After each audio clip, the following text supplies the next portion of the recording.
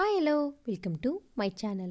ಈ ಒಂದು ಕತೆ ತುಂಬ ಇಂಟ್ರೆಸ್ಟಿಂಗ್ ಆಗಿದೆ, ಸ್ವಲ್ಪನೂ ಸ್ಕಿಪ್ ಮಾಡದೆ ನೋಡಿ. Heart touching story. ಅದೊಂದು ಮೂಡುಬಿದಿರೆಯ ಸೇವಾಶ್ರಮ.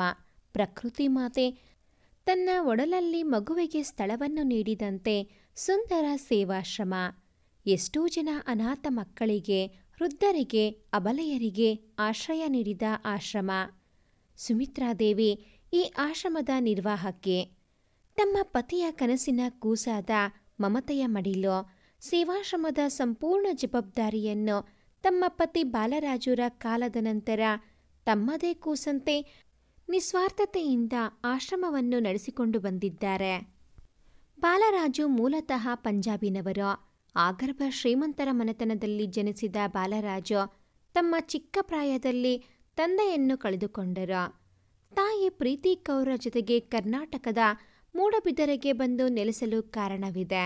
ಅಪ್ಪನ ಆಸ್ತಿಯ ವಿಚಾರದಲ್ಲಿ ದಾಯಾದಿಗಳ ಕಾಟದಿಂದ ತಾಯಿಯನ್ನು ರಕ್ಷಿಸುವ ಕಾರಣಕ್ಕಾಗಿ ಇಲ್ಲಿಗೆ ಬಂದು ನೆಲೆಸಿದ್ದಾರೆ. ತಾಯಿ ಪ್ರೀತಿ ಕೌರ್ ಸಾಧು ಮಹಿಳೆ. ತನ್ನ ಜೊತೆ ತಂದ ಅಲ್ಪ ಹಣ ಹಾಗೆ ಒಡವೆಗಳನ್ನು ಮಾರಿ ತನ್ನದೇ ಆದ ಪುಟ್ಟದಾದ ಗಾರ್ಮೆಂಟ್ಸ್ ಆರಂಭಿಸಿದರು.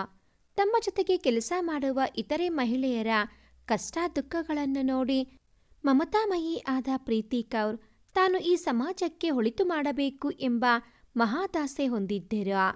ಆದರೆ ಆ ಸಮಯದಲ್ಲಿ ಹಣದ ಅಡಚಣೆಯಿಂದ ಆ ಕನಸು ಕನಸಾಗಿ ಉಳಿಯಿತು. ಮಗ ಬಾಲರಾಜು ಬೆಳೆದು ವಯಸ್ಸಿಗೆ ಬಂದ ಮೇಲೆ ಪ್ರೀತಿಸಿ ಮದುವೆಯಾದ ಹುಡುಗಿಯೇ ಸುಮಿತ್ರಾದೇವಿ. ಮೂಲತಃ ಮರಾಠಿ ಮನೆತನದ ಹುಡುಗಿ. ಪಂಜಾಬಿ ಕುಟುಂಬಕ್ಕೆ ಹೊಂದಿಕೊಳ್ಳಲು ಕಷ್ಟ ನೀಡದೆ ಪ್ರೀತಿ ಕೌರ್ ಹೆತ್ತ ತಾಯಿಗಿಂತ ಹೆಚ್ಚಾಗಿ ನೋಡಿಕೊಂಡರು. ಅತ್ತೆ ಸೊಸೆ ಎನ್ನುವುದಕ್ಕಿಂತ ತಾಯಿ ಮಗಳಂತೆ ಇರುತ್ತಾರೆ. ಬಾಲರಾಜು ಉನ್ನತ ಹುದ್ದೆ ಪಡೆದು ತಾಯಿಗೆ ಯಾವುದೇ ಕಷ್ಟ ಕೊಡದೆ ಮನೆಯ ಜವಾಬ್ದಾರಿಯನ್ನು ವಹಿಸಿಕೊಂಡಾಗ ತಾಯಿ ಪ್ರೀತಿ ಕೌರ್ ತಮ್ಮ ಬಹುದಿನಗಳ ಕನಸನ್ನು ಮಗನ ಮುಂದೆ ಹೇಳುತ್ತಾರೆ. ಬಾಲರಾಜು, ಖಂಡಿತ ಅಮ್ಮ, ತಮ್ಮ ಆಸೆಯಂತೆ ಒಂದು ಸೇವಾಶ್ರಮ ಮಾಡೋಣ ಎಂದು ನಿರ್ಧರಿಸಿ ಅದರ ಕಾರ್ಯದಲ್ಲಿ ಮುಂದುವರಿಯುತ್ತಾರೆ. ಸೇವಾಶ್ರಮ ಆರಂಭವಾದ ಕೆಲವೇ ದಿನಗಳಲ್ಲಿ ಪ್ರೀತಿ ಕೌರ್ ಇಹಲೋಕ ತ್ಯಜಿಸಿದರು. ಆಗ ತಾಯಿಯ ಆಸೆಯ ಈ ಸೇವಾಶ್ರಮಕ್ಕೆ ಮಮತೆಯ ಮಡಿಲು ಎಂದು ಮರುನಾಮಕರಣ ಮಾಡಿ ಎಷ್ಟೋ ಅನಾಥರಿಗೆ, ಅಬಲೆಯರಿಗೆ ಆಶ್ರಯ ನೀಡಿದರು. ಅವರ ಎಲ್ಲ ಕೆಲಸಕ್ಕೆ ಸಹಚಾರಣಿಯಂತೆ ಸಹಕಾರ ನೀಡುತ್ತಾರೆ ಸುಮಿತ್ರಾದೇವಿ. ಬಾಲರಾಜು ಸುಮಿತ್ರಾದೇವಿಯ ಒಂದೇ ಸಂತಾನ. ಅವನೇ ಚಿರಾಂತ್. ತಂದೆ ತಾಯಿಯಂತೆ ಅವನು ಸಹ ಸಮಾಜಕ್ಕೆ ಒಳಿತು ಮಾಡುವ ಗುಣ ರಕ್ತದಲ್ಲೇ ಇತ್ತು. ತಂದೆ ತಾಯಿಯ ಆಸೆಯಂತೆ ದೂರದ ಅಮೆರಿಕಾಗೆ ಹೋಗಿ ಹೆಚ್ಚಿನ ವಿದ್ಯಾಭ್ಯಾಸವನ್ನು ಮುಗಿಸಿ ಇವತ್ತು ಬಂದಿದ್ದಾನೆ. ಕಳೆದ 4 ವರ್ಷಗಳಿಂದ ದೇಶದಿಂದ ದೂರಾಗಿ ತಾಯಿಯ ಮಡಿಲಿಗಾಗಿ ಹಂಬಲಿಸಿ ಮರಳಿ ಭಾರತಕ್ಕೆ ಬಂದಿದ್ದಾನೆ. ತಂದೆ ಬಾಲರಾಜುರ ಕಾಲದ ನಂತರ ತಾಯಿಯ ಬಲವಂತಕ್ಕೆ ಮಣಿದು ಅಮೆರಿಕಾಗೆ ಹೋಗಿರುತ್ತಾರೆ. ತಾಯಿ ಸುಮಿತ್ರಾದೇವಿ ಒಬ್ಬಂಟಿ ಬದುಕಿಗೆ ಬೇಸತ್ತು ತನ್ನ ವಾಸ್ತವ್ಯವನ್ನು ಆಶ್ರಮಕ್ಕೆ ವರ್ಗಾಯಿಸಿದ್ದಾರೆ. ಆದರೆ ಇವತ್ತು ಮಗ ಬರುತ್ತಿದ್ದಾನೆ ಎಂಬ ಆನಂದ ಆ ತಾಯಿಯ ಮುಖದಲ್ಲಿ ಮಿಂಚುತ್ತಿದೆ. ಕಾರಿನಲ್ಲಿ ಬಂದಿಳಿದ ಚಿರಾಂತ್ನನ್ನು ನೋಡಿದ ತಮ್ಮಯ್ಯ ಓಡುತ್ತಾ ಬಂದು ನಮಸ್ಕಾರ ಎಂದು ಕೈಜೋಡಿಸಲು ಚಿರಾಂತ್ ನಸುನಗುತ್ತಾ ಅವರ ಕಾಲಿಗೆ ನಮಸ್ಕರಿಸುತ್ತಾನೆ. ಮಾಮ, ನೀವು ನನಗೆ ನಮಸ್ಕಾರ ಹೇಳಬಾರದು. ನನಗೆ ಆಯುಷ್ಯ ಕಡಿಮೆಯಾಗುತ್ತೆ. ನೀವು ದೊಡ್ಡವರು, ನನಗೆ ಆಶೀರ್ವಾದ ಮಾಡಬೇಕು. ತಮ್ಮಯ್ಯ, ದೊಡ್ಡ ಮಾತು ಕಣಪ್ಪ, ಬನ್ನಿ ಬನ್ನಿ ಎಂದು ತಾಯಿಯ ಆಫೀಸ್ನತ್ತ ಕರೆದುಕೊಂಡು ಹೋಗುತ್ತಾರೆ. ತಾಯಿಯ ಮುಖ ನೋಡಿದ ಚಿರಾಂತ್ ಭಾವುಕತೆಯಿಂದ ನೋಡಲು ಆ ತಾಯಿಯ ಸ್ಥಿತಿಯು ಇದರ ಹೊರತಿಲ್ಲ. ಮಗನ ಮುಖ ನೋಡಿ ತಮ್ಮ ಬಳಿ ಕುಳಿಸಿಕೊಂಡು ಆರೋಗ್ಯ ವಿಚಾರಿಸಲು ಆಗ ಹೊರಗಿನಿಂದ ಬಂದ ನೀರಜ್ ವರ್ಷಗಳ ನಂತರ ತನ್ನ ಜೀವದ ಗೆಳೆಯನನ್ನು ನೋಡಿ, ಹೇ ಚಿರಾಂತ್, ಹೇಗೂ ಇದೆಯಾ ಎಂದು ಆನಂದದಿಂದ ಅಪ್ಪಿಕೊಂಡು ಕುಶಲೋಪರಿ ವಿಚಾರಿಸುತ್ತಾನೆ. ಚಿರಾಂತ್ ಸಹ ಗೆಳೆಯನನ್ನು ನೋಡಿ ಸಂತಸದಿಂದ ಚೆನ್ನಾಗಿದ್ದೀನಿ ಎಂದು ಬಾ ಹೊರಗಡೆ ಹೋಗೋಣ ಎಂದು ಹೋಗಲು ಅವರ ಎದುರಿಗೆ ಬಂದ ಸಾಧಾರಣ ಮಹಿಳೆ ತಲೆ ತಗ್ಗಿಸಿಕೊಂಡು ಯಾವುದೋ ಯೋಚನೆಯಲ್ಲಿ ಬರುತ್ತಿದ್ದವಳು ನೋಡದೆ ಚಿರಾಂತ್ಗೆ ಡಿಕ್ಕಿ ಹೊಡೆದು ಗಾಬರಿಗೊಂಡು ಕ್ಷಮಿಸಿ, ನೋಡಲಿಲ್ಲ ಎಂದಷ್ಟೇ ಹೇಳಿ ಹೊರಟು ಹೋಗುತ್ತಾಳೆ. ಚಿರಾಂತ್ ಗೆಳೆಯನ ಮುಖ ನೋಡುತ್ತಾ ಇವರು ಹೊಸಬರಂತೆ ಕಾಣುತ್ತಾರೆ ಎಂದಾಗ ನೀರಜ್ ಹೌದು, ತುಂಬ ಒಳ್ಳೆಯ ಹುಡುಗಿ ಎಂದೆನೋ. ಆಗ ಚಿರಾಂತ್ ನಗುತ್ತಾ ಅಷ್ಟು ಬೇಗ ಯಾರಿಗೂ ಒಳ್ಳೆಯತನದ ಸರ್ಟಿಫಿಕೇಟ್ ಕೊಡುವುದು ತಪ್ಪು. ನೀರಜ್ ನಗುತ್ತಾ ಎಲ್ಲ ಅನುಭವ ಬಾಸ್, ಸರಿ ನಡೀರಿ ಹೋಗೋಣ ಎಂದು ಮನೆಯತ್ತ ಹೆಜ್ಜೆ ಹಾಕುತ್ತಾರೆ. ಮನೆಗೆ ಬಂದು ಅವನನ್ನು ರೂಮಿಗೆ ಬಿಟ್ಟು ಕಾಫಿ ಮಾಡಲು ಕಿಚನ್ನತ್ತ ಹೆಜ್ಜೆ ಹಾಕುತ್ತಾರೆ ನೀರಜ್.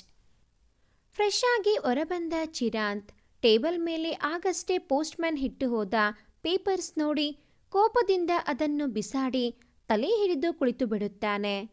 ಹೊರಗಡೆ ಬಂದ ಚಿರಾಂತ್ ಪೋಸ್ಟ್ಮ್ಯಾನ್ ಕೊಟ್ಟು ಹೋದ ಕವರನ್ನು ಓಪನ್ ಮಾಡಿ ನೋಡಿ ತುಸು ಕೋಪದಿಂದಲೇ ಅದನ್ನು ಎಸೆದು, ಛೇ, ನಿತ್ಯ ನಿನಗೆ ನಿಯತ್ತೇ ಇಲ್ಲ ಕಣೆ. ಹೆಣ್ಣು ಅನ್ನುವುದು ಬಿಡು, ಮನುಷ್ಯಳ ಥರವಾದರೂ ವರ್ತಿಸಬಹುದಿತ್ತು. ಛೇ ಎಂದು ತಲೆ ಮೇಲೆ ಕೈ ಇಟ್ಟು ಕುಳಿತು ಬಿಡುತ್ತಾನೆ ಚಿರಾಂತ್. ಕಾಫಿ ಕಪ್ ಹಿಡಿದು ತಂದ ನೀರಜ್, ಯಾಕ್ ಬಾಸ್, ಏನಾಯ್ತು? ಏನಿಲ್ಲ ಕಣೋ, ಅದೇ ಹಳೆಯ ರಾಗ. ಈ ಜಂಜಾಟವೇ ಬೇಡ ಎಂದು ದೇಶವನ್ನೇ ಬಿಟ್ಟು ಹೋಗಿದ್ದೆ. ಆದರೆ ಈಗ ಮತ್ತೆ. ಕಾಗದ ಯಾರದು? ಐ ಗೆಸ್ ಇಟ್ಸ್ ನಿತ್ಯ, ರೈಟ್? ಹೌದು ಕಣೋ.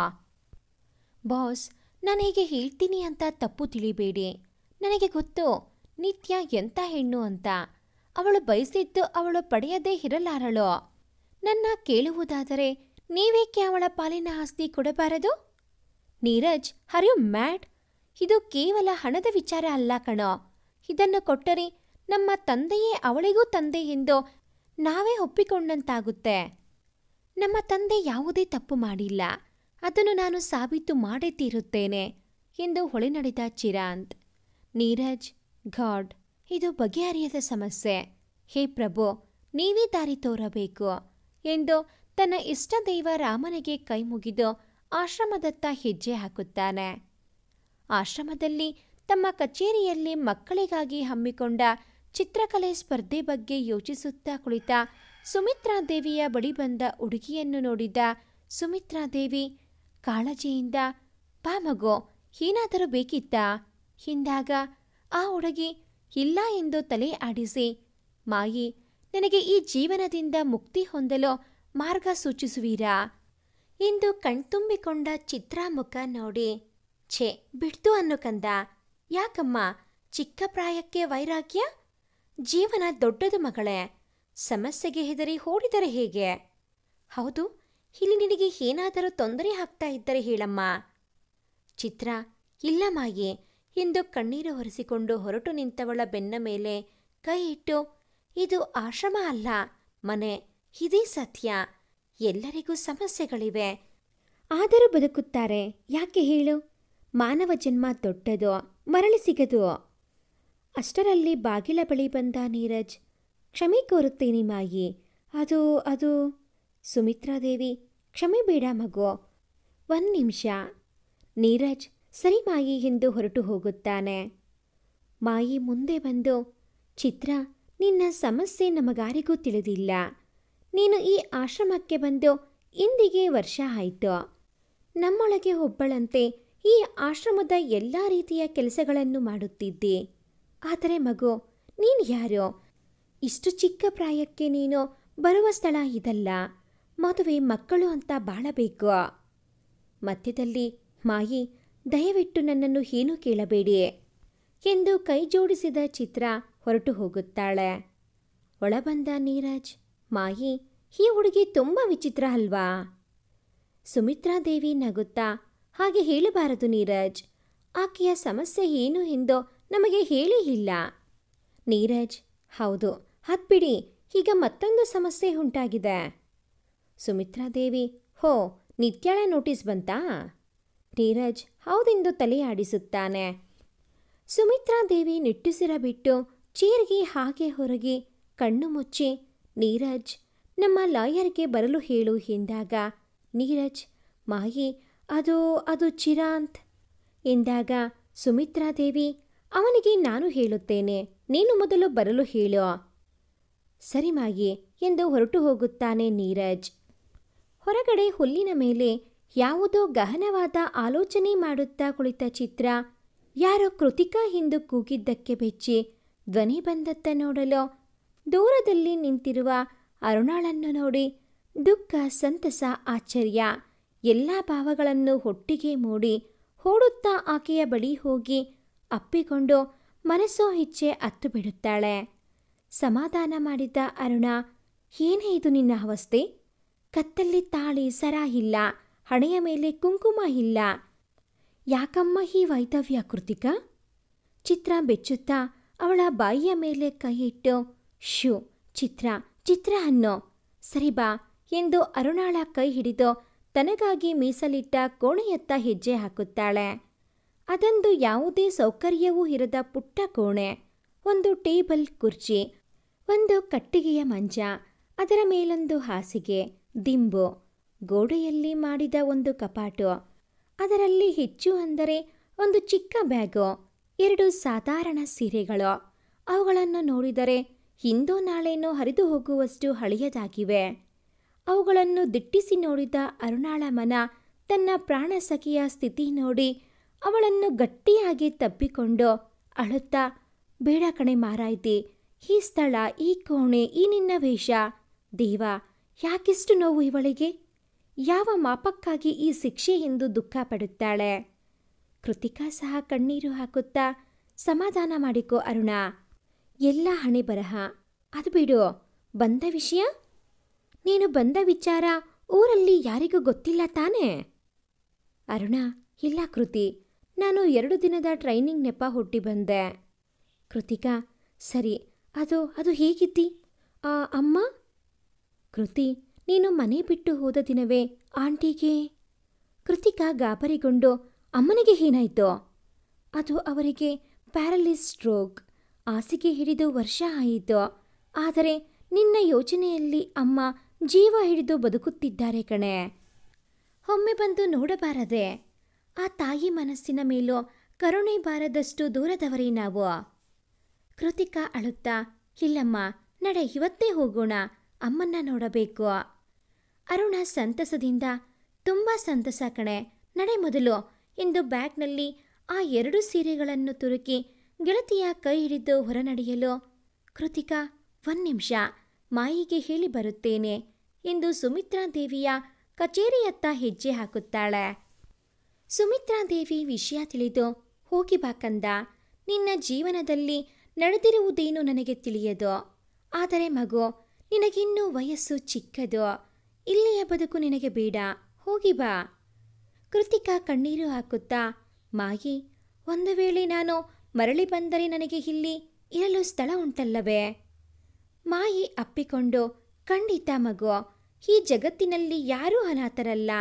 ಎಂಥದ್ದೇ ಸಮಸ್ಯೆ ಇರಲಿ, ನಿನಗೆ ಈ ಮಮತೆಯ ಮಡಿಲು ಆಶ್ರಮದ ಆಶ್ರಯದ ಬಾಗಿಲು ತೆರೆದೇ ಇರುತ್ತೆ.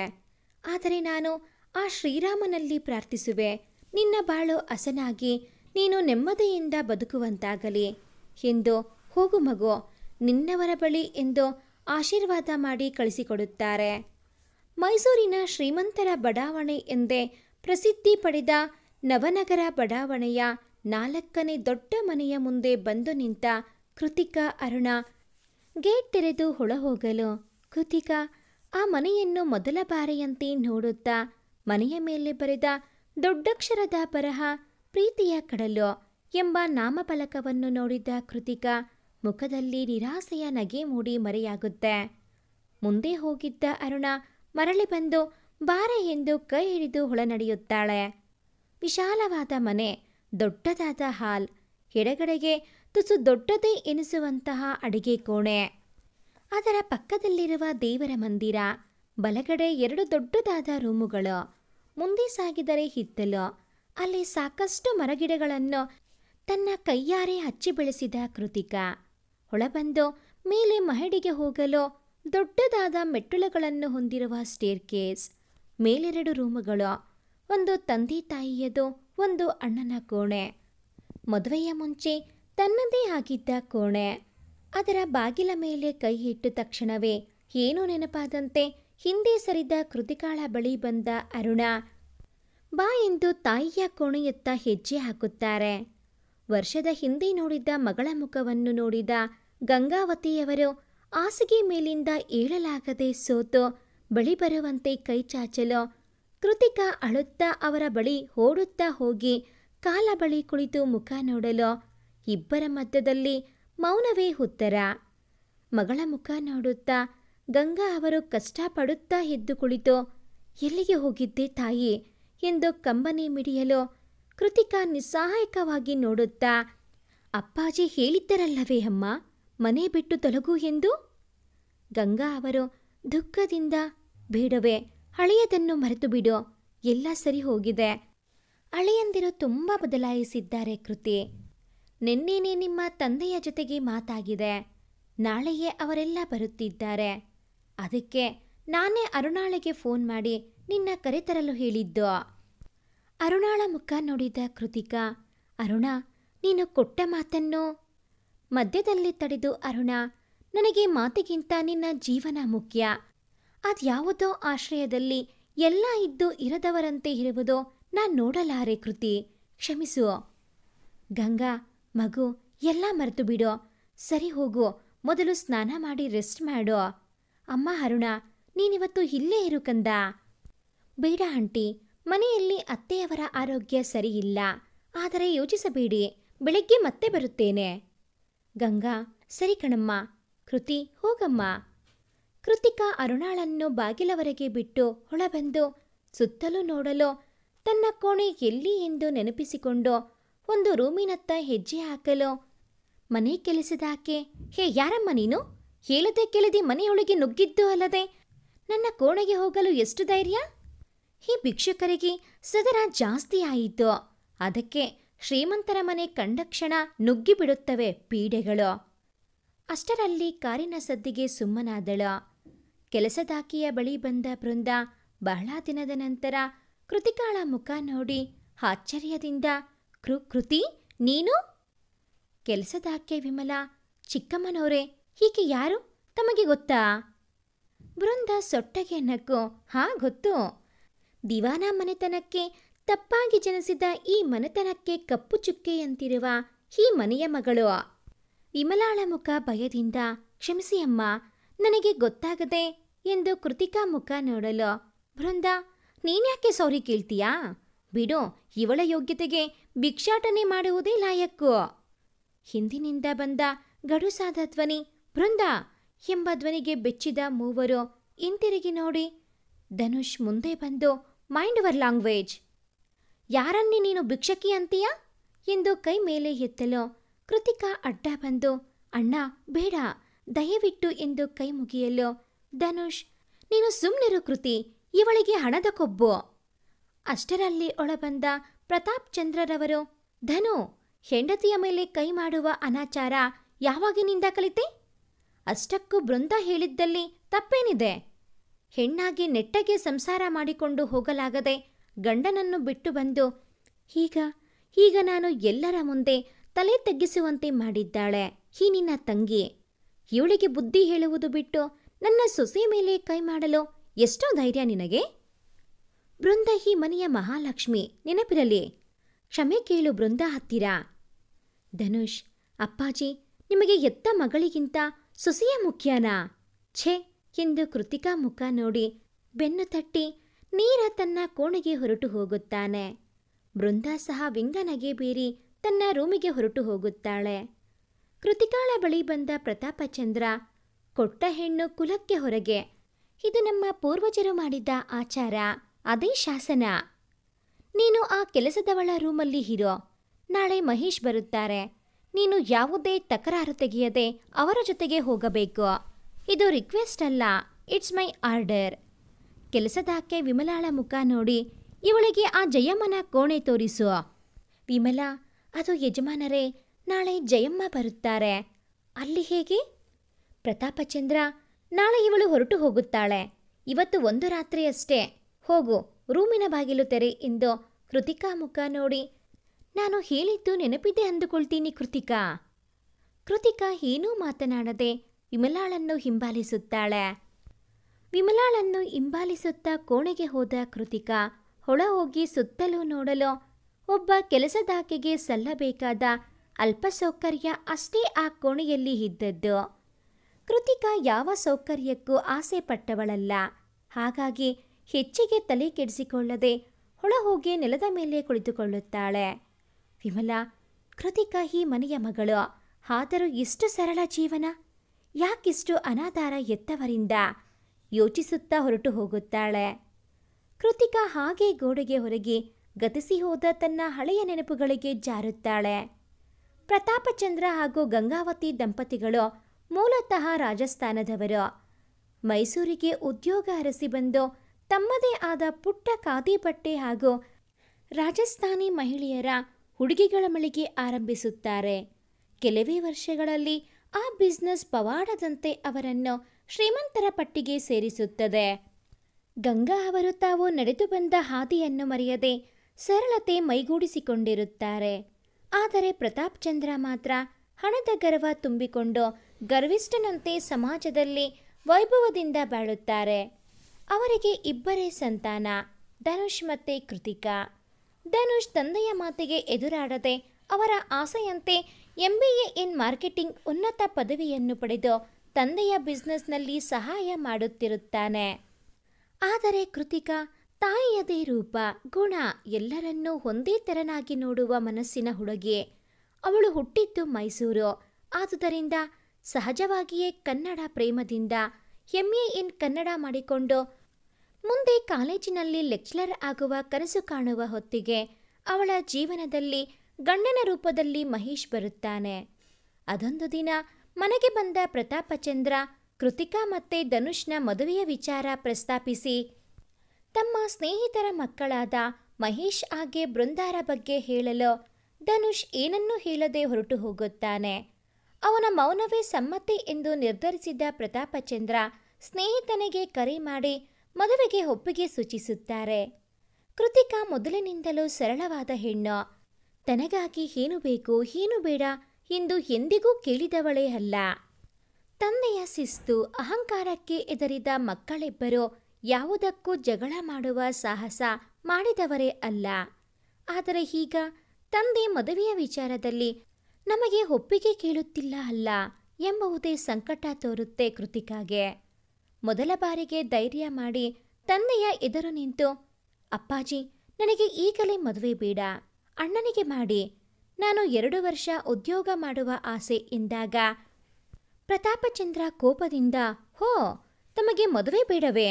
ಯಾಕೆ? ವಯಸ್ಸು ಹೊರಟಿರುವುದು ಸಾಲದಾ? ನೋಡು ಕೃತಿಕಾ, ಈ ಮನೆಯಲ್ಲಿ ನಾನು ಹೇಳಿದ್ದೇ ಶಾಸನ. ಅದನ್ನು ಬದಲಾಯಿಸಲು ಯಾರಾದರೂ ಪ್ರಯತ್ನವನ್ನು ಪಟ್ಟರೆ ಅವರ ಹೆಣ ಬೀಳುತ್ತೆ. ನೆನಪಿರಲಿ, ನಾಳೆ ಹುಡುಗನ ಕಡೆಯವರು ಬರುತ್ತಾರೆ. ನೀನು ಒಪ್ಪಿಕೋಬೇಕು. ಇದು ಕೋರಿಕೆ ಅಲ್ಲ, ಆಜ್ಞೆ, ನೆನಪಿರಲಿ ಎಂದಾಗ ಕೃತಿಕಾ, ಅದು ಆಗಲ್ಲ ಅಪ್ಪಾಜಿ. ಸಾಕು, ಮಾತು ಬೇಡ, ನಿರ್ಧಾರ ಆಗಿದೆ. ಗಂಗಾ, ನಿನಗೂ ಸೇರಿಸಿನೇ ಹೇಳಿದ್ದು. ಬುದ್ಧಿ ಹೇಳು ನಿನ್ನ ಮಗಳಿಗೆ ಎಂದು ಹೊರಟು ಹೋಗುತ್ತಾರೆ. ಕೃತಿಕಾ ನಿಸ್ಸಹಾಯಕತೆಯಿಂದ ತಾಯಿಯ ಮುಖ ನೋಡಲು ತಾಯಿಯ ಪರಿಸ್ಥಿತಿಯೋ ಇದರ ಹೊರತಾಗಿರಲ್ಲ. ಕೃತಿಕಾ ರಾತ್ರಿಯೆಲ್ಲ ಯೋಚಿಸಿ ಎಲ್ಲ ಹುಡುಗಿಯರಂತೆ ತಾನು ಮದುವೆಯಾಗಲು ಮನಸ್ಸನ್ನು ಸಿದ್ಧಗೊಳಿಸುತ್ತಾಳೆ. ಮರುದಿನ ಮನೆಗೆ ಬಂದ ಸೂರ್ಯಸಿಂಹನ ಕುಟುಂಬ ಕೃತಿಕಾ ಮತ್ತೆ ಧನುಷ್ನನ್ನು ನೋಡಿ ಮೆಚ್ಚಿಕೊಂಡು ಮದುವೆಯ ಡೇಟ್ ಫಿಕ್ಸ್ ಮಾಡಿಬಿಡುತ್ತಾರೆ. ಮದುವೆಗೆ 2 ದಿನಗಳು ಬಾಕಿ ಇರುವ ರಾತ್ರಿಯಲ್ಲಿ ಕೃತಿಕಾ ಮನೆಯ ಚಾವಣಿ ಮೇಲೆ ನಿಂತು ಆಕಾಶದಲ್ಲಿ ಚಂದ್ರನನ್ನು ನೋಡುತ್ತಾ, ಇದೆಂಥ ವಿಪರ್ಯಾಸ, ನಾನು ಮದುವೆಯಾಗುವ ಗಂಡಿನ ಮುಖವನ್ನು ಕೇವಲ ಫೋಟೋ ನೋಡಿ ಒಪ್ಪಿಕೊಂಡ ನನ್ನ ಮನಸ್ಥಿತಿಯಂಥದ್ದು. ಆ ವ್ಯಕ್ತಿ ಸಹ ಒಮ್ಮೆಯೂ ಭೇಟಿಯಾಗಲೇ ಇಲ್ಲ. ಗೊತ್ತೇ ಇರದವನ ಜೊತೆ ಜೀವನ ಹೇಗೆ?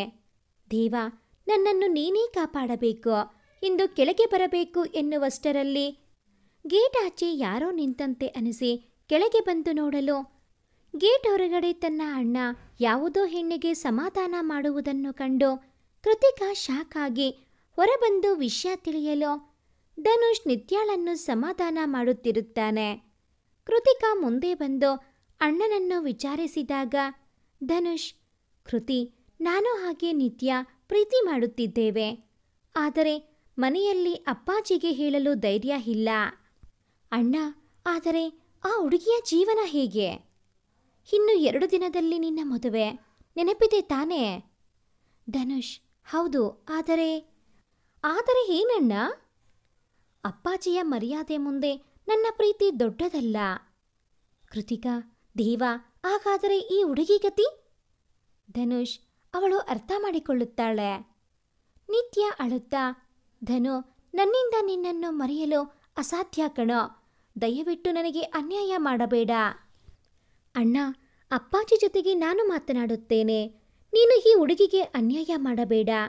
ಸರಿ ಬಾ ಒಳಗೆ ಎಂದು ಹೊರಟು ಹೋಗುತ್ತಾಳೆ ಕೃತಿಕಾ. ಧನುಷ್ ನಿತ್ಯಾಗೆ ಸಮಾಧಾನ ಮಾಡಿ ನೆಮ್ಮದಿಯಿಂದ ಒಳನಡೆಯುತ್ತಾನೆ. ತಂದೆಯ ಬಳಿ ಹೆದರುತ್ತಲೇ ವಿಷಯ ತಿಳಿಸಿದ ಕೃತಿಕಾ ಕೆನ್ನೆಗೆ ಬಾರಿಸಿದ ಪ್ರತಾಪಚಂದ್ರ ಕೋಪದಿಂದ, ನಡೆಯ ಒಳಗೆ, ಹೆಣ್ಣು ಹೆಣ್ಣಾಗಿ ಇರಬೇಕು.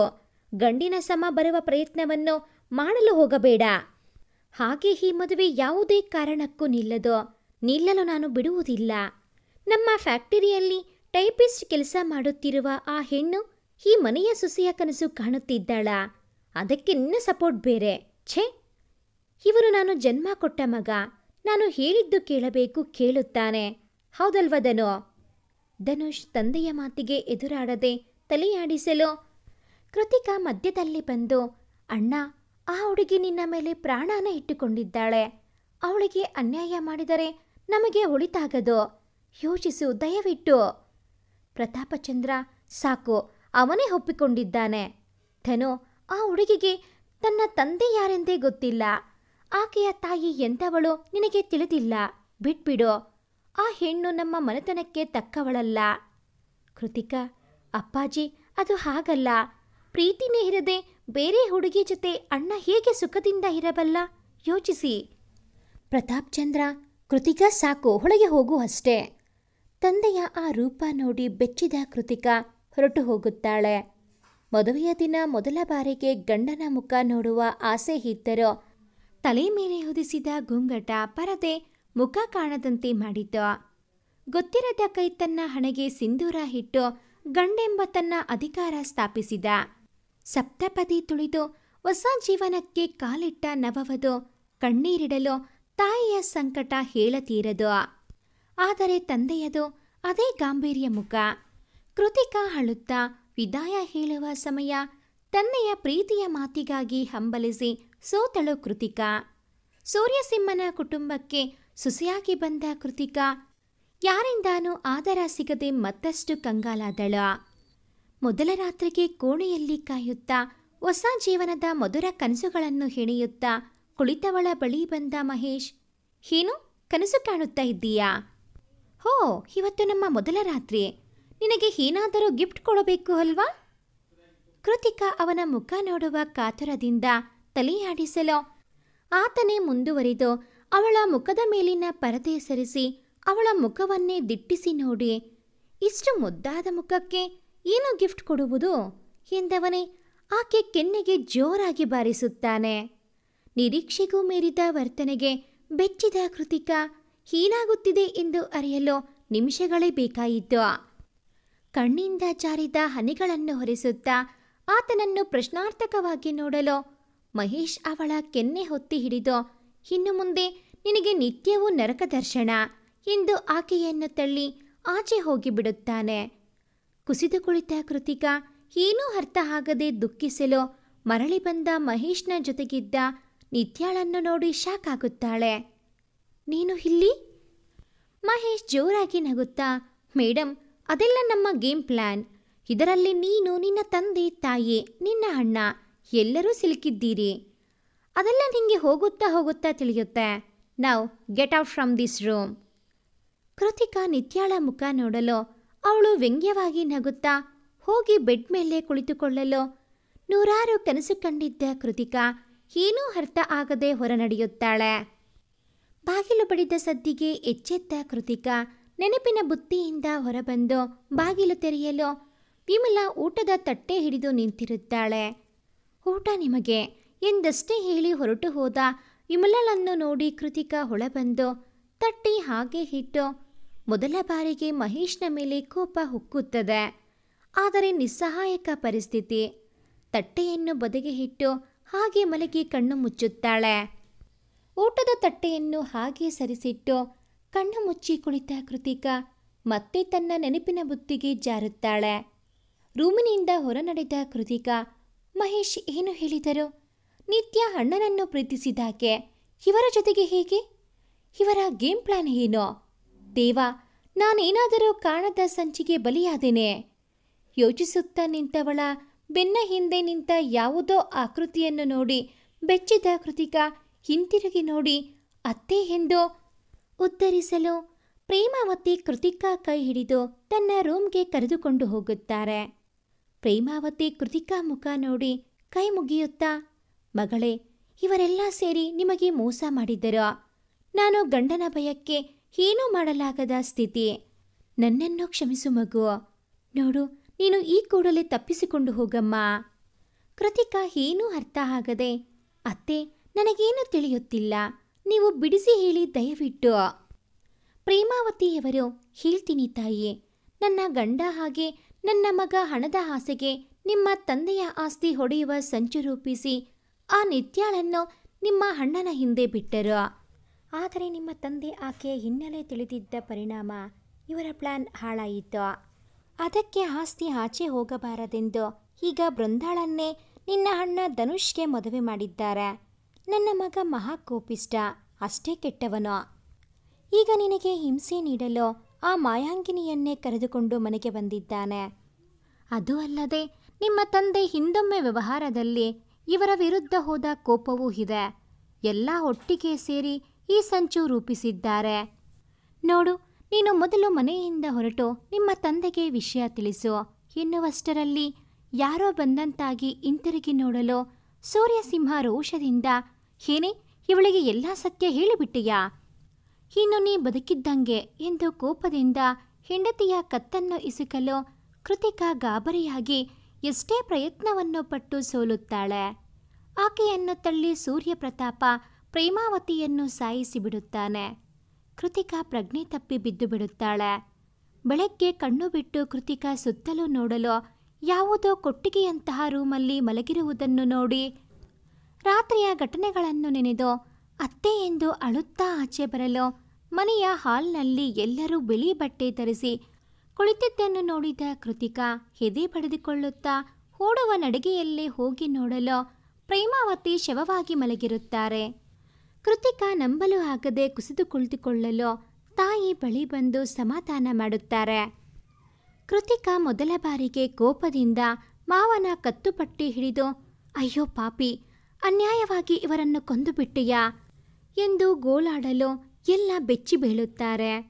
ಆಗ ನೇರ ಬಂದ police Mrs Kritika Mahesh you're under arrest ಅನ್ನಲು ಕೃತಿಕಾ ಬೆಚ್ಚಿ ಬೀಳುತ್ತಾ, ಇನ್ಸ್ಪೆಕ್ಟರ್, ಅತ್ತೆಯನ್ನು ಕೊಂದದ್ದು ನಾನಲ್ಲ, ಇಲ್ಲಿ ನಿಂತಿದ್ದಾನಲ್ಲ ಈ ಪಾಪಿ, ಮೊದಲು ಇವನನ್ನು ಅರೆಸ್ಟ್ ಮಾಡಿ.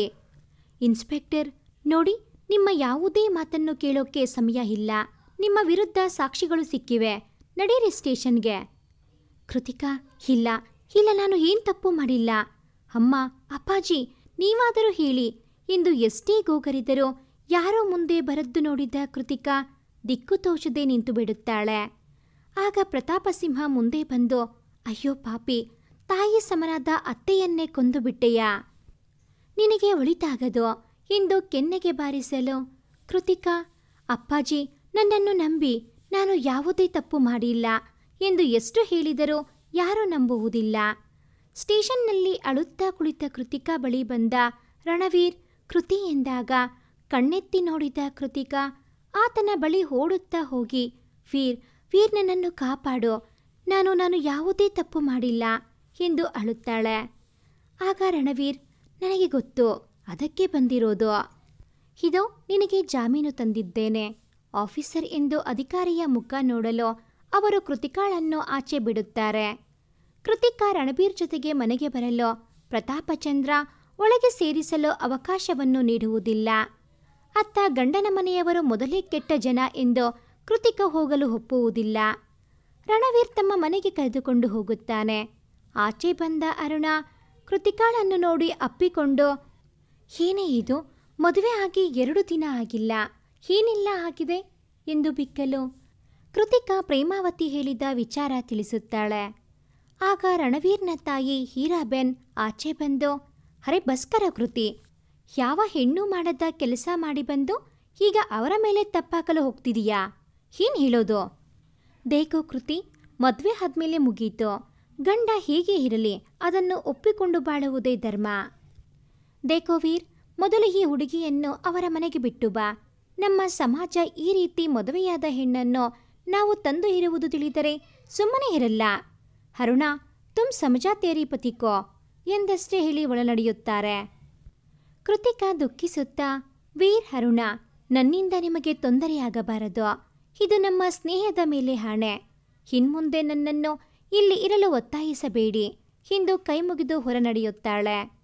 ದಾರಿಯಲ್ಲಿ ಧನುಷ್ ಕೃತಿಕಾಳನ್ನು ನೋಡಿ ಮನೆಗೆ ಕರೆದುಕೊಂಡು ಹೋಗುತ್ತಾನೆ. ಮನೆಗೆ ಬಂದ ಮಗಳಿಗೆ ತಾಯಿ ಸಮಾಧಾನ ಮಾಡುವಷ್ಟು ಧೈರ್ಯ ಇರದ ಗಂಗಾವತಿ ದೂರದಿಂದ ಕಣ್ಣೀರು ಸುರಿಸಲು ಚಂದ್ರಪ್ರತಾಪ ಕೋಪದಿಂದ, ನೋಡು, ನಾನು ಬೇಕಾದರೆ ನಿನಗೆ ಶಿಕ್ಷೆಯಾಗುವವರೆಗೆ ಬೀಗರ ಜೊತೆ ಮಾತನಾಡಿ ಅವರ ಮನೆಯಲ್ಲಿಯೇ ಇರಲು ಕೇಳಿಕೊಳ್ಳುತ್ತೇನೆ. ನೀನು ಈ ಹಿಂದೆ ಮಾಡಿದ ತಪ್ಪಿಗೆ ಈ ಮನೆಯಲ್ಲಿ ಸ್ಥಳವಿಲ್ಲ.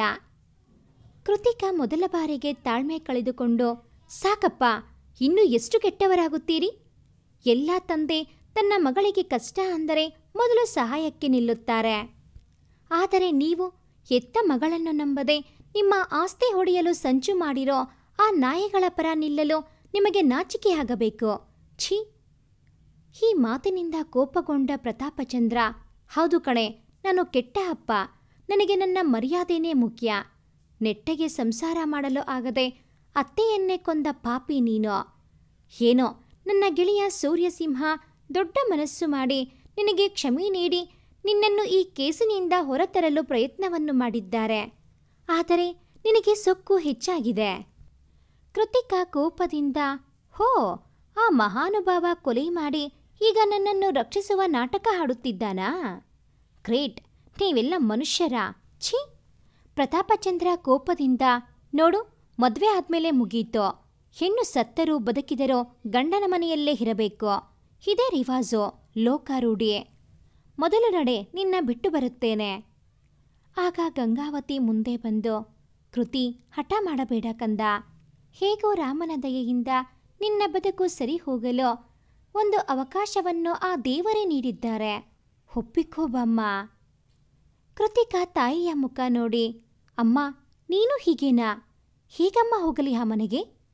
ಮೊದಲ ರಾತ್ರಿಯೇ ಗಂಡನಾದವನು ಬೇರೆ ಹೆಣ್ಣಿನ ಜೊತೆ ಇರುವುದು ನೋಡಿದ ಮೇಲೂ ಅವನೊಂದಿಗೆ ಹೇಗಮ್ಮ ಬದುಕಲಿ? ಗಂಡ ಆದವನು ಹೇಗೆ ಇದ್ದರೂ ಹೆಣ್ಣು ಸಹಿಸಿಕೊಳ್ಳಬಹುದು. ಆದರೆ ಪ್ರೀತಿಯೇ ಅರಿಯದ ಮೃಗದ ಜೊತೆ ಹೇಗಮ್ಮ ಬದುಕುವುದು? ಒಂದು ಹೆಣ್ಣು ಏನು ಬೇಕಾದರೂ ಹಂಚಿಕೊಳ್ಳಲು ಸಿದ್ಧ. ಆದರೆ ಗಂಡನನ್ನೇ ಹಂಚಿಕೊಳ್ಳಲು ಸಾಧ್ಯವಿಲ್ಲ. ದಯವಿಟ್ಟು ನನ್ನನ್ನು ಬಲವಂತ ಮಾಡಬೇಡಿ. ಪ್ರತಾಪಚಂದ್ರ, ಸರಿ, ಹಾಗಾದರೆ ಈ ಮನೆ ಬಿಟ್ಟು ತೊಲಗೋ. ಗಂಡನ ಮನೆಯ ಬೇಡ ಎಂದವಳಿಗೆ ತವರು ಮನೆಯಲ್ಲಿ ಜಾಗವಿಲ್ಲ. ಕೊಟ್ಟ ಹೆಣ್ಣು ಕುಲಕ್ಕೆ ಹೊರಗೆ. ನನಗೆ ಇನ್ನು ಮೇಲೆ ಮಗ ಸೊಸೆ ಮಾತ್ರವೇ ನನ್ನ ಸಂಸಾರ. ಇಲ್ಲಿ 4ನೆಯವರೆಗೆ ಅವಕಾಶವಿಲ್ಲ. ಕೃತಿಕಾ, ಸರಿ ಅಪ್ಪ, ನಾನು ಹೋಗುತ್ತೇನೆ ಎಂದು ಹೊರಟವಳ ಕೈ ಹಿಡಿದು ಅಳುತ್ತಾ ತಾಯಿ, ಕೃತಿ, ಯಾಕಮ್ಮ ಇಷ್ಟು ಹಠ? ಎಲ್ಲಿ ಅಂತ ಹೋಗುತ್ತಿ? ದಯವಿಟ್ಟು ಮನಸ್ಸು ಬದಲಾಯಿಸು. ನಿಮ್ಮ ತಂದೆಯವರು ಹೇಳಿದ್ದನ್ನು ಕೇಳು. ಕೃತಿಕಾ ನಗುತ್ತಾ, ಹೀಗಮ್ಮ ಸಾಧ್ಯ? ಹೆತ್ತ ತಂದೆಯೇ ಮನೆ ಬಿಟ್ಟು ತೊಲಗಲು ಹೇಳಿದ ಮೇಲೆ ಇನ್ನೇನಮ್ಮ ಉಳಿಯಿತು? ಕ್ಷಮಿಸಮ್ಮ, ನನ್ನ ಮನಸ್ಸನ್ನು ಕೊಂದುಕೊಂಡು ಆ ಮನುಷ್ಯನ ಜೊತೆ ನಾ ಬಾಳಲಾರೆ ಎಂದು ಬಾಗಿಲಾಚೆ ಹೋಗಲು ಗಂಗಾವತಿ ಅಳುತ್ತಾ, ಕೃತಿ, ನಿಂತ್ಕೋ ಅಮ್ಮ, ಎಲ್ಲಿಗೆ ಹೋಗುತ್ತೀಯ ಮಗು ಎಂದು ಗೋಳಾಡಲು ಕೃತಿಕಾ ಯಾವ ಭಾವನೆ ತೋರದೆ, ಅಮ್ಮ, ಅಪ್ಪನೇ ಹೇಳಿದರು, ಹೆಣ್ಣಿಗೆ ತಂದೆ ಮನೆ ತೊರೆದರೆ ಗಂಡನ ಮನೆ ಅಂತ. ಆದರೆ ನನಗೆ ಆ ಮೃಗದ ಜೊತೆ ಬದುಕಲು ಮನಸ್ಸಿಲ್ಲ. ತವರು ಮನೆ, ಗಂಡನ ಮನೆ ಎರಡೂ ಮನೆಯ ಬಾಗಿಲು ಮುಚ್ಚಿದರೆ ಆ ಹೆಣ್ಣಿಗೆ ಸಾವೇ ಅಲ್ಲವೇ ದಾರಿ? ಗಂಗಾವತಿ, ಕೃತಿಕಾ ಎಂದಾಗ, ಕೃತಿಕಾ, ಭಯ ಬೇಡಮ್ಮ, ನಾನು ಸಾಯುವುದಿಲ್ಲ. ಈ ನಿನ್ನ ಮಗಳು ಅಷ್ಟೊಂದು ಹೇಡಿಯಲ್ಲ. ನಾನು ಜೀವನವನ್ನು ಪ್ರೀತಿಸುತ್ತೇನೆ. ಆದರೆ ನನ್ನನ್ನು ನನ್ನ ಪಾಡಿಗೆ ಬದುಕಲು ಬಿಡಿ ಎಂದು ಕೈ ಮುಗಿದು ಹೊರಟು ಹೋಗುತ್ತಾಳೆ. ಎಲ್ಲಿಗೆ ಹೋಗಬೇಕು ಎಂಬ ಯಾವುದೇ ದಾರಿ ಕಾಣದೆ ಯಾವುದೋ ಬಸ್ಸನ್ನು ಏರಿ ಕುಳಿತು ಬಿಡುತ್ತಾಳೆ. ಕಂಡಕ್ಟರ್ ಬಂದು ಟಿಕೆಟ್ ಎಂದಾಗಲೇ ವಾಸ್ತವ ಅರಿವಾದದ್ದು ಕೃತಿಕಾಗೆ ಕೈಯಲ್ಲಿ ಬಿಡಿಗಾಸು ಇಲ್ಲ ಎಂದು. ಸ್ವಾಭಿಮಾನದಿಂದ ಎಲ್ಲ ಒಡವೆಗಳನ್ನು ಬಿಚ್ಚಿಕೊಟ್ಟು ಬಂದಿರುತ್ತಾಳೆ. ಕಂಡಕ್ಟರ್ ಮತ್ತೊಮ್ಮೆ ಟಿಕೆಟ್ ಎಂದು ಕೇಳಲು ಕೃತಿಕಾ ಅಳುತ್ತಾ, ಸರ್, ನನ್ನ ಬಳಿ ಒಂದು ಬಿಡಿಗಾಸೂ ಇಲ್ಲ ಎಂದು ಕಣ್ಣೀರು ಹಾಕಲು, ಡಾಕ್ಟರ್, ಏನಮ್ಮ ನೋಡಲು ದೊಡ್ಡ ಮನೆ ಹುಡುಗಿಯಂತೆ ಕಾಣುತ್ತಿ, ಆದರೆ ಕಾಸಿಲ್ವಾ? ಎಲ್ಲಿಂದ ಬರುತ್ತೀರೋ? ಹೋ ಡ್ರೈವರ್ ಅಣ್ಣ, ಬಸ್ ನಿಲ್ಲಿಸು, ಇಳಿಯಮ್ಮ ಕೆಳಗೆ. ಕೃತಿಕಾ, ಸರ್ ದಯವಿಟ್ಟು ಈ ರೀತಿ ರಸ್ತೆ ಮಧ್ಯದಲ್ಲಿ ಇಳಿಸಿದರೆ ನಾನು ಎಲ್ಲಿ ಅಂತ ಹೋಗಲಿ ಎಂದು ಕಣ್ಣೀರು ಹಾಕಲು, ಆಗ ಹಿಂದೆ ಕುಳಿತಿದ್ದ ಸುಮಾರು 50 ವಯಸ್ಸಿನ ವ್ಯಕ್ತಿ ಮುಂದೆ ಬಂದು, ರೇ ಸ್ವಾಮಿ, ಮಾರ್ಗ ಮಧ್ಯದಲ್ಲಿ ಆ ಹುಡುಗಿಯನ್ನು ಇಳಿಸೋಕೆ ಮನಸ್ಸಾದರೂ ಹೇಗೆ ಬರುತ್ತೆ? ಹಣ ತಾನೇ, ನಾನು ಕೊಡುತ್ತೀನಿ. ಏನಮ್ಮ, ಎಲ್ಲಿಗೆ ಹೋಗಬೇಕು ತಾವು? ಕೃತಿಕಾ ಗೊತ್ತಿಲ್ಲ ಎಂದು ತಲೆಯಾಡಿಸಲು, ಆ ವ್ಯಕ್ತಿ, ಇದೇನಮ್ಮ, ಎಲ್ಲಿಗೂ ಹೋಗುವುದೇ ಗೊತ್ತಿಲ್ವಾ? ಕೃತಿಕಾ ಕಣ್ಣೀರು ಹಾಕುವುದನ್ನು ನೋಡಿ ಆ ವ್ಯಕ್ತಿ, ಸರಿ ಕಂಡಕ್ಟರ್, ಮೂಡಬಿದರೆಗೆ ಕೊಡಿ ಎಂದು ಟಿಕೆಟ್ ತೆಗೆಸಿಕೊಡುತ್ತಾರೆ. ಆ ವ್ಯಕ್ತಿ ಕೃತಿಕಾ ಸೀಟಿಗೆ ಬಂದು ಕುಳಿತು, ನಿನಗೆ ನೋಡಿದರೆ ಏನೋ ಸಮಸ್ಯೆ ಇದ್ದಂತೆ ಅನಿಸುತ್ತೆ.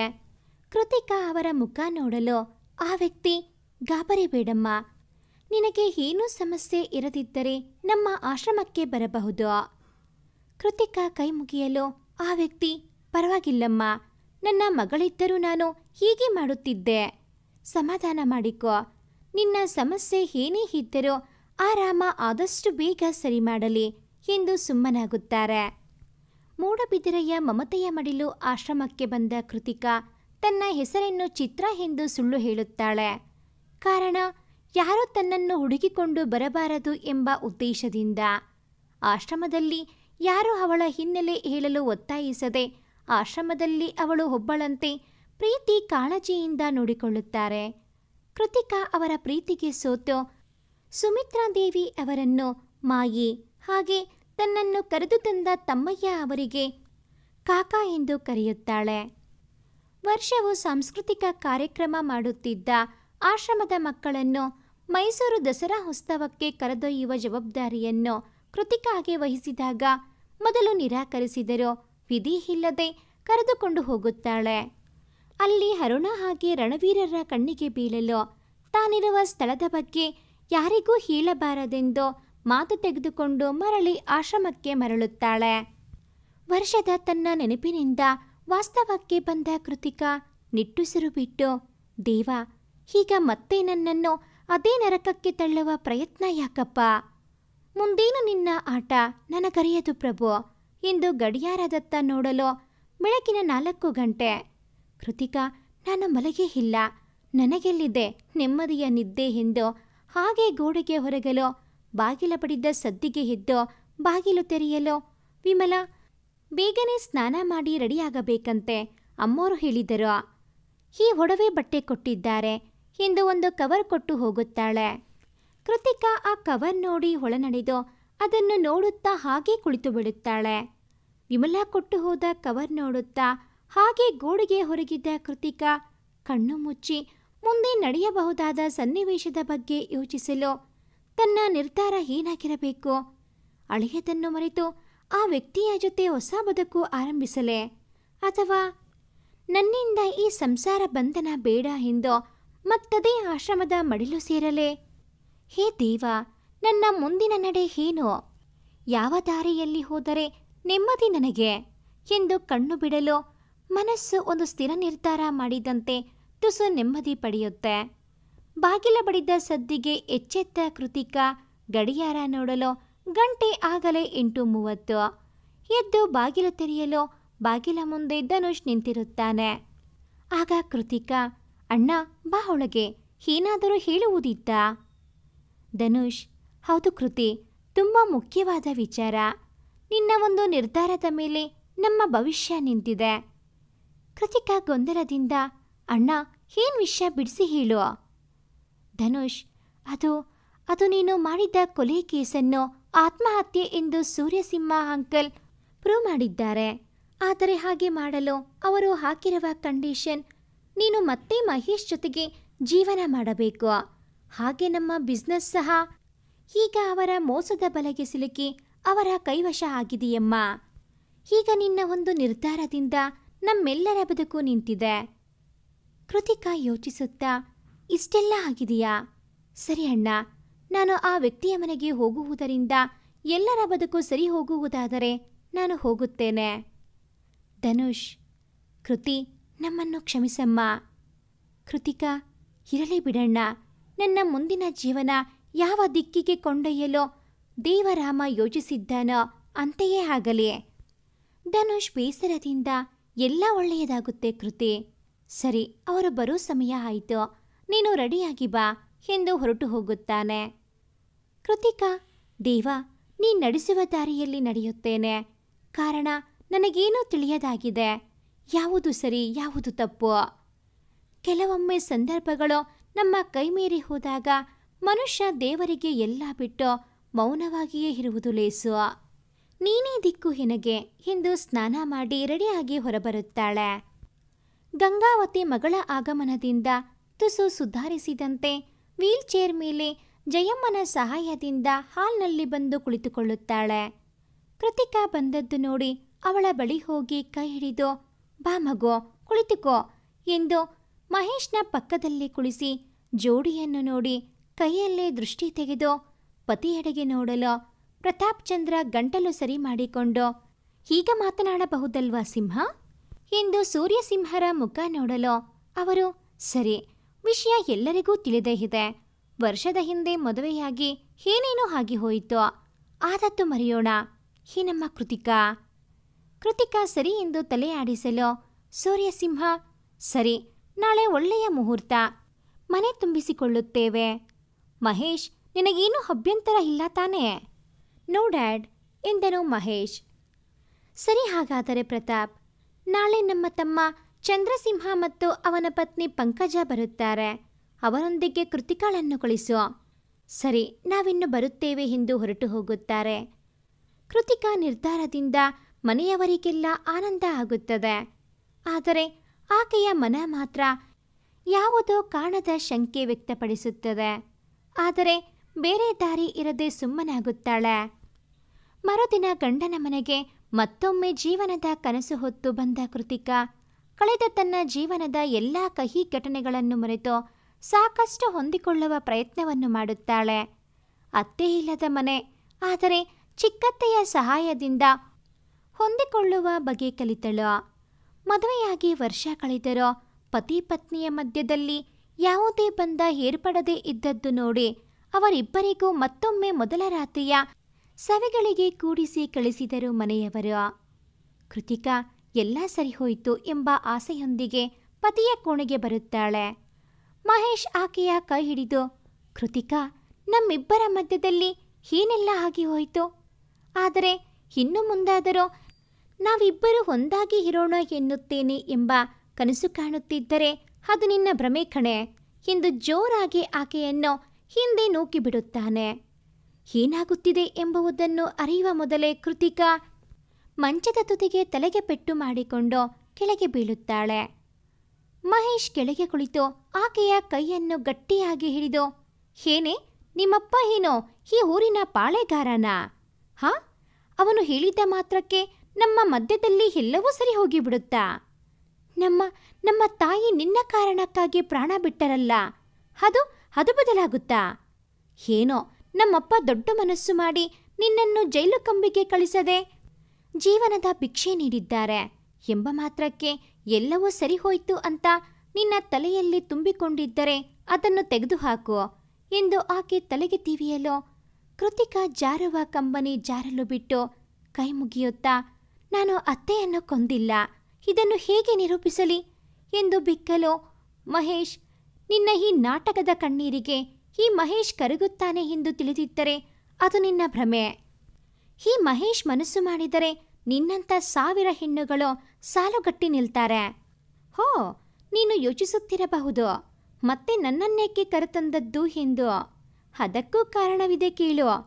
ನಿಮ್ಮ ಅಪ್ಪ ಬಂದು ನಮ್ಮ ಕಾಲನ್ನು ಹಿಡಿದುಕೊಂಡು ತಮ್ಮ ಮಗಳ ಜೀವನದ ಪ್ರಶ್ನೆ, ಆಕೆಗೆ ಒಂದು ಬದುಕು ಕೊಡಿ, ಆಕೆ ನಿಮ್ಮ ಮನೆಯಲ್ಲಿಯೇ ಇರಬೇಕು, ಹೆಂಡತಿ ಅಲ್ಲದಿದ್ದರೂ ಕೆಲಸದಾಕೆ ಎಂತಾದರೂ ಇರಲು ಅವಕಾಶವನ್ನು ನೀಡಿ ಎಂದು ಹಂಗಲಾಚಿದ್ದಕ್ಕೆ ನಿನಗೊಂದು ಅವಕಾಶವನ್ನು ನೀಡಿದೆವು.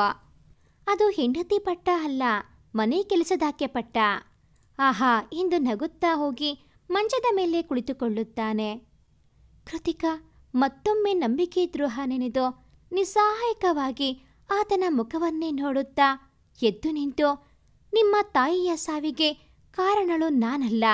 ಅದು ಯಾರೆಂದು ಸಾಕ್ಷ್ಯ ಸಮೇತ ರುಜುವಾತ ಮಾಡಿದ ಮರುಗಳಿಗೆ ನಾನು ಈ ಮನೆ ನಿಮ್ಮ ಜೀವನದಿಂದ ಹೊರಟು ಹೋಗುತ್ತೇನೆ. ಇದು ನಾನು ನಂಬಿದ ಆ ಭಗವಾನ್ ಶ್ರೀರಾಮನ ಮೇಲಾಣೆ ಎಂದು ಹೊರಗೆ ಹೊರಟು ಹೋಗುತ್ತಾಳೆ. ಮುಂದೆ ಏನಾಗಲಿದೆ?